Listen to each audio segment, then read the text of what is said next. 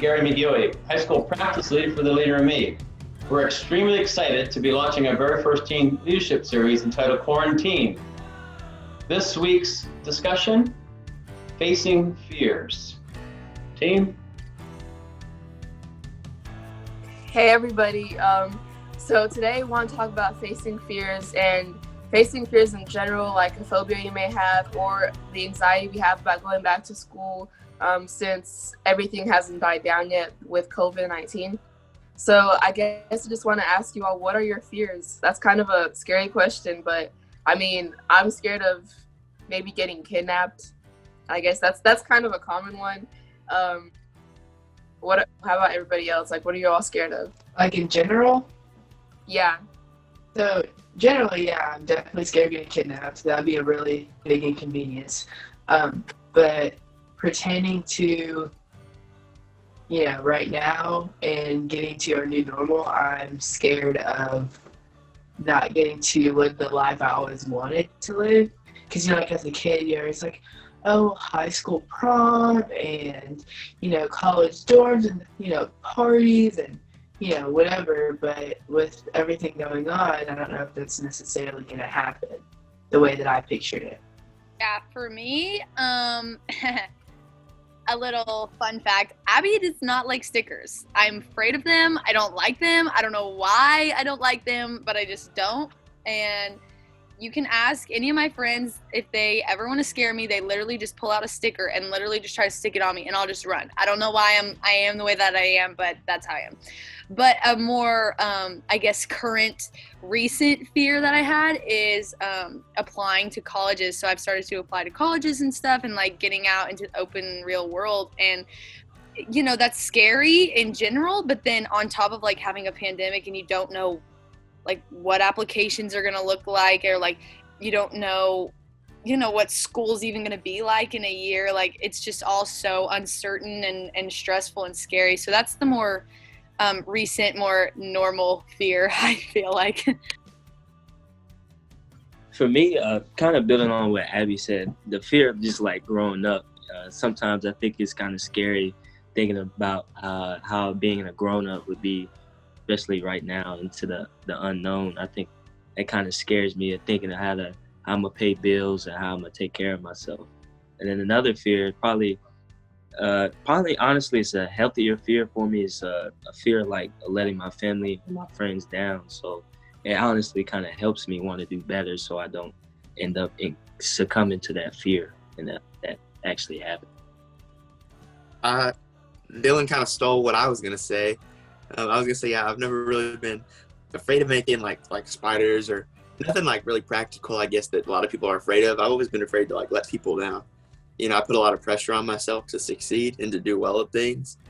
And so because of that, yeah, it does, I guess in a way, like Dylan said, push me to be better. But at the same time, that is a fear I have. So. Yeah, I definitely relate to that, and I feel like a lot of other teenagers can, whether it's like athletics or academics, but I definitely don't want to let my family down. And I think that that's something everybody can relate to, and sometimes it's hard to be in that moment of, oh my goodness, if I do this wrong, if I get a bad grade on this. So how do you all feel like you deal with that? Because it is a good motivator, but sometimes it can also be a lot for you to handle mentally. So how do you feel like you all deal with that fear? I just want to say, like, pertaining like the fear that I just mentioned about, maybe not living the life that I pictured, I just kind of make a plan. You know what I mean? Like I have to, my plan is to, regardless, to just live a successful life and a happy life, even if it's not the one that I necessarily pictured. But also going along with what Dylan and Brayden said, basically it's the fear of failure. That's been a big thing, a big burden that sometimes I carry, and I might just make a plan to, be happy, because I don't want to be a successful person with, and be a sad, successful person. I want to be a happy person too. So like, I make a plan to fulfill everything. Like, I can definitely relate. I feel like you can be successful, but I'm scared that I won't feel fulfilled with what I'm doing in life. Like I won't be happy with it. And so I feel like the pressure that we put on ourselves is a lot to handle, and it's always good to take a break and relax. So what do you all what would you all suggest to others to do in order to get over that fear, to get away from it? I feel like there is this certain sort of mindset you have to have when it comes to failure, because I feel like that is what we are afraid of in all, like fear, like something will happen that I didn't plan, and that is why this thing is scaring me. And I feel like we have to allow our minds to not think of failure as a bad thing. Maybe you failed in this area because life presented you with another one. Like maybe your path, you know, in your brain is the way that it should be. But like for me, how I brought up colleges, like if I don't make it into whatever colleges, like that's not failure. I shouldn't be scared because there will be something else there. And like, you know, for me, like that plays a big part in faith, you know, however you choose to believe or not believe. And so I just feel like, you know, once you change your mind and realize like I'm a person, this is a part of life, this is a thing that I'm gonna go through, and it's gonna add to my story, and I can make it what I can make it, if it's accomplishing something or changing a goal that I had because something didn't work out.